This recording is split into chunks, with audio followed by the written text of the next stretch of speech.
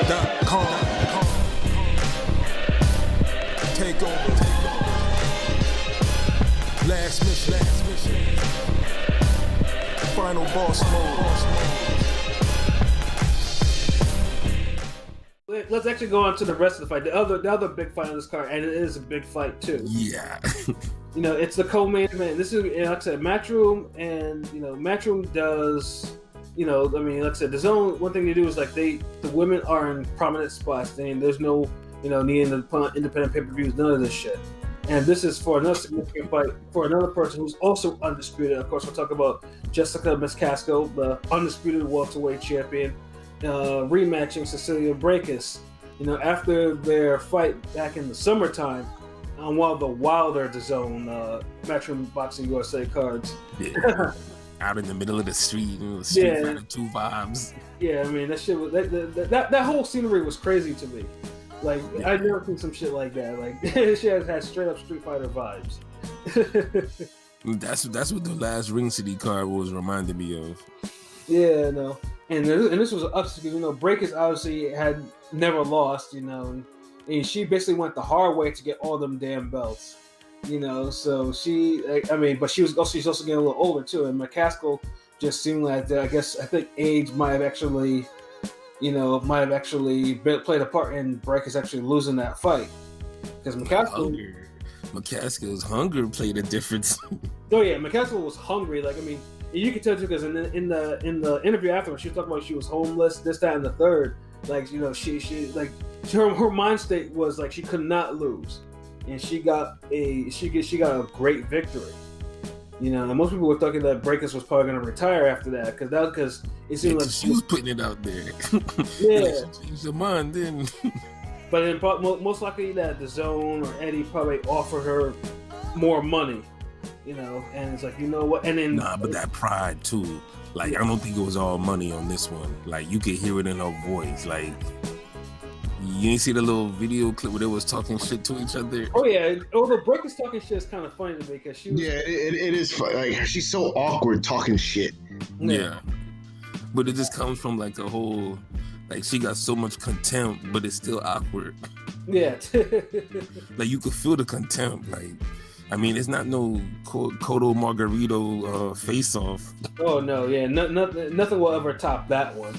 But you know, like they don't like each other, which like because McCaskill was looking at it like bitch, give me my respect. What the fuck? Yeah, exactly. Yeah, and it was definitely upset too because truthfully, I don't think McCaskill she's a decent fighter, but I don't think she's anything special. Really. I thought she barely beat Braekhus the first time. Yeah, she did. She barely beat her. Yeah, I think it just might be just she. But it was a barely, but it was clear. It was a clear barely. A barely clear barely. If that makes any sense to me, but it's barely clear.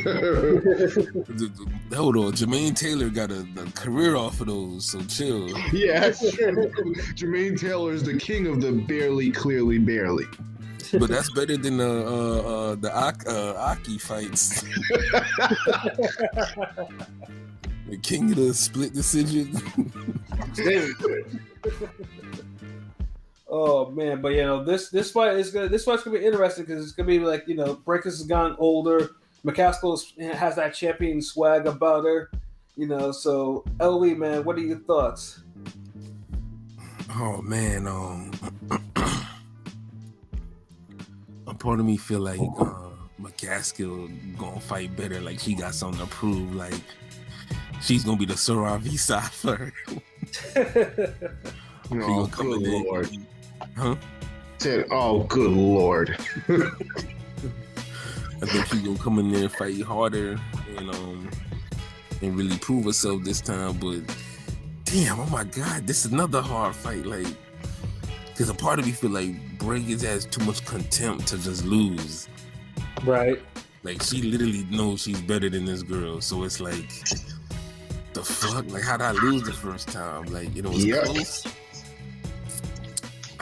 She could have been. She probably could have been like burning that too. But Braekhus, she's 39 years old. Like, she's not like a spring chicken either. she isn't. But then we just saying like McCaskill isn't the most skilled person. That's what I'm saying.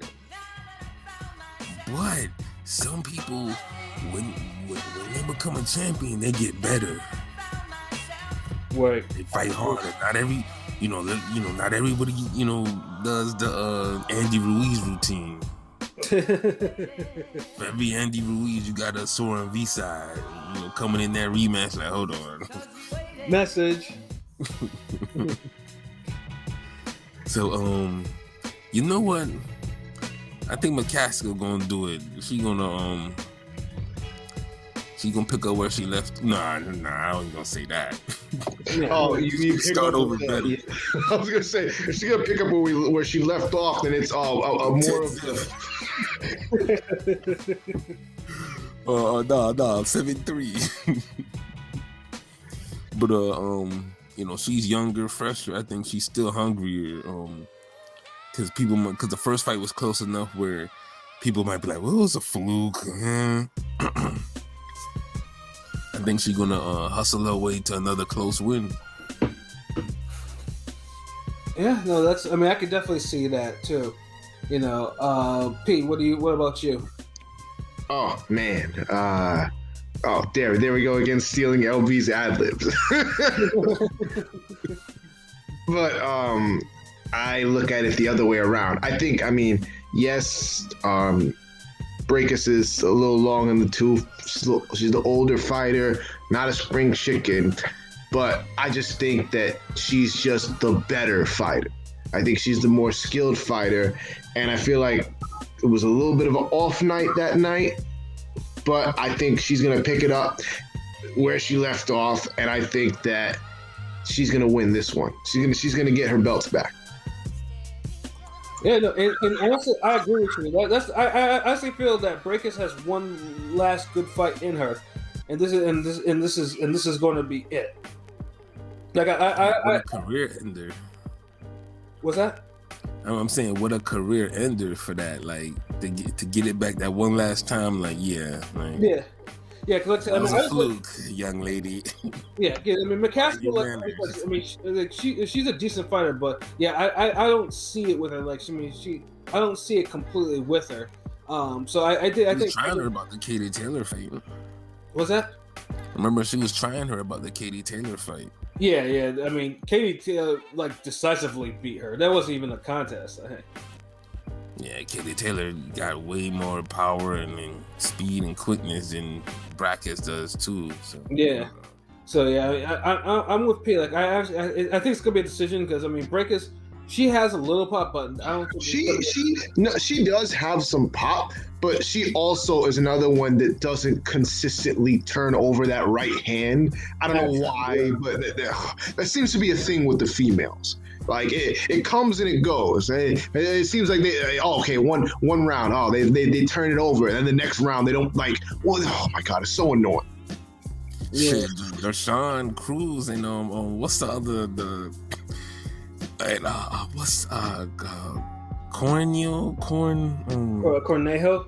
Cornejo. Yeah. They be turning over their right hands. Fuck all that.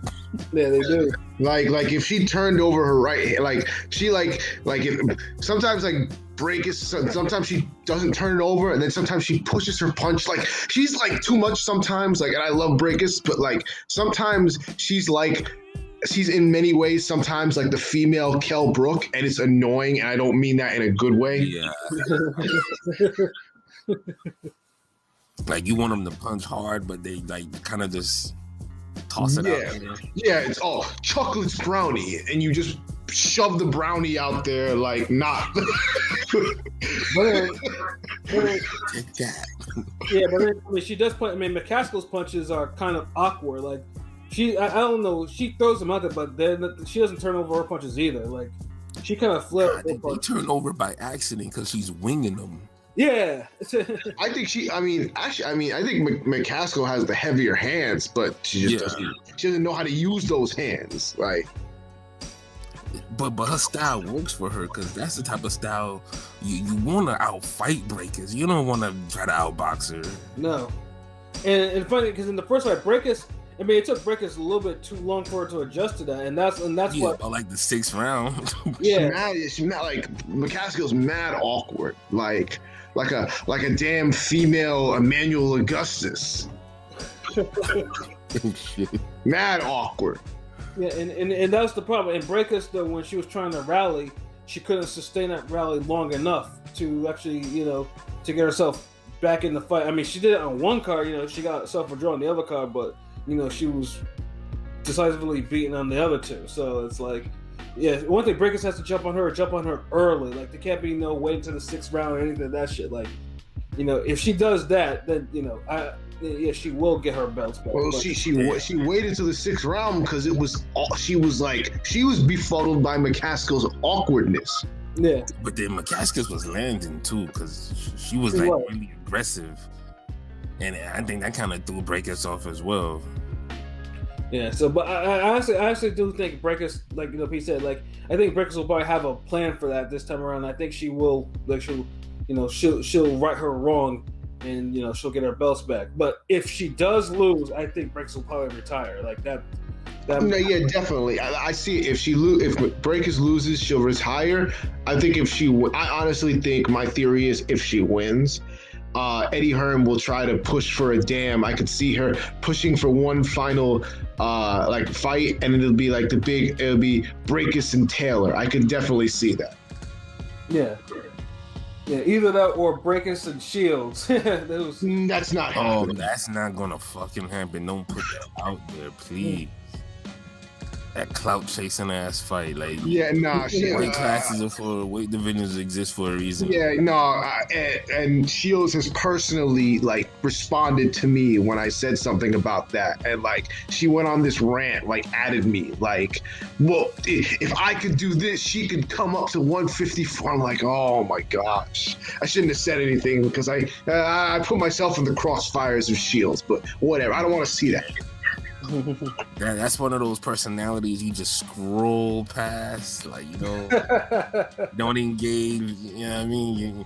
You don't mess with the polar bear. Don't be like that white lady that went over the little gate that time, and Yeah, you get hemmed up. Polar bear biting her leg and shit.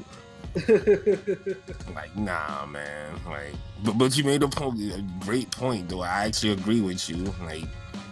Sometimes you can't force certain fights, man. If it's meant for you, it's meant for you. It could happen, but nah, that wasn't it, Savannah Marshall. but I'll say this before we go on. Has this been the hardest back-to-back predictions we've had to drop in one fucking card? Yeah. I mean, yes, but I mean, I didn't have to waver on mine at all. I picked both with definitely Breakus. I'm not wavering on that one at all. The Estrada one and Chocolatito, but I was nah, Chocolatito all the way. But it's both fights are literally 55, 45, 60, 40 at the most. True. Yeah. And the other guy wins, and it's if your prediction's wrong, you couldn't even feel a way about it. Yeah, I wouldn't be surprised. Yeah. And to have a back-to-back, honestly, both these fights are main events. So yeah, and the fact that we're getting them on one card is a blessing. What time does the card start? I believe it starts. Well, I mean, obviously, there's more to the card. I think the main card starts at 10, but they have the. Well, I mean, I know that it's its own. So Hearn's gonna have his European rollout. So. Oh no! I mean, we got some Americans this time. They got some Americans. Oh, good. Oh, I think Ammo Williams. Oh yeah, yes. That's a great fight for Ammo. We're gonna see what Ammo's made. Has a real step-up fight on his man. Dennis Doughlin. Isn't he he's a late replacement? Yeah. So yeah, this is definitely gonna be interesting to see how that's gonna go. I mean, if Ammo was Doughlin, bro. What? He beats that kid. He beats. I think he beats Doughlin, but it's gonna see how he can handle somebody like that so early. Right. Yeah. I mean, still a good fight. I mean, shit.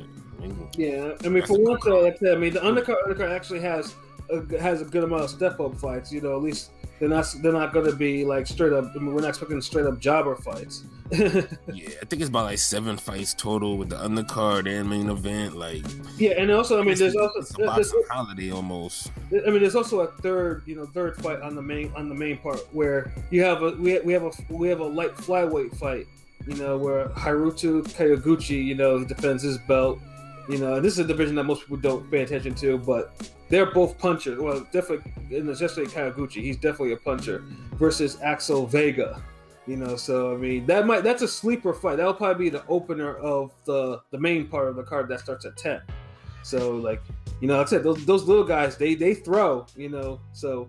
And little guys in Japanese fighters too. They especially throw. You know what I mean? So yeah, this is definitely a well thought out, well put together card by Eddie.